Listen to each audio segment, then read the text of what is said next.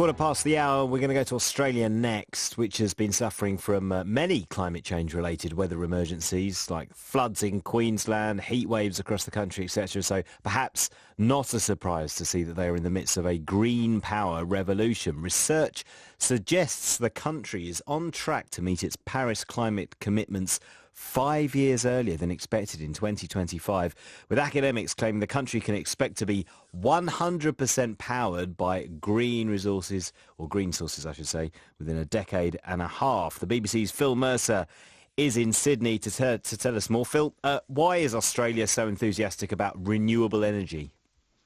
Well, it has plentiful supplies. This is a sunny and a windy place. This is a country that has a vigorous rooftop solar industry. More than 2 million Australian households have rooftop systems. This is a place also that has great experience with larger scale solar and wind farms, also exploiting hydro and geothermal technology. Geothermal technology is the one that takes the heat that's stored into the earth and generates electricity.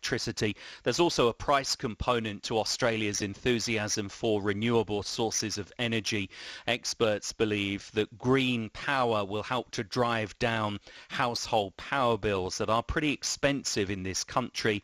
Renewables are also seen as a key to cutting emissions in a country that still generates much of its electricity from coal. And Professor Andrew Blakers from the Australian National University says these green sources are contributing more and more to the nation's power needs, and the sector is making good progress. Currently above 20% renewable electricity. At this rate, we're going to get to 50% in 2024 and 100% in about 2032 if we just keep doing exactly what we're doing now. This is 4 or 5 times faster per capita than the United States, China, Japan or the European Union. That is impressive, Phil. It's one thing making energy, but of course you've got to be able to store it somewhere. How are companies in Australia doing that? Well, they're getting better and better because they're thinking very carefully about saving all of this energy that those green sources are generating. In South Australia, a disused zinc mine is being transformed into Australia's first compressed air storage facility. This is being built by a Canadian company. Essentially, the technology converts excess electricity into high-pressure compressed air. It can be stored underground at this disused mine and later released to drive turbines to generate power. And the company boss is Curtis van Wollingham, and he says he's keen to pursue similar projects. We're excited to take this mine that was in care and maintenance and give it a second life, and we're looking at many other projects across the country and the state. The way our technology works is it's not dissimilar from pumped hydro, but instead of lifting water, what we do is we push air down to lift water up, and we also store some heat. And the main advantage of this is we're not reliant on the hills or the right sites for pumped hydro, so we can go really anywhere.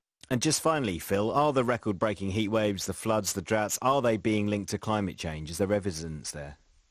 Well, the Bureau of Meteorology here says that while it can't attribute individual heat waves, for example, to climate change, it does say that as the planet warms, those bursts of extreme heat will become more frequent and intense. And this has been a very hot summer here in Australia. January was the hottest month ever documented here, and 2018 was the third warmest year on record. Up north, we've had record-breaking floods in the state of Queensland too. So many Australians will believe that climate change is altering the way of life in this country.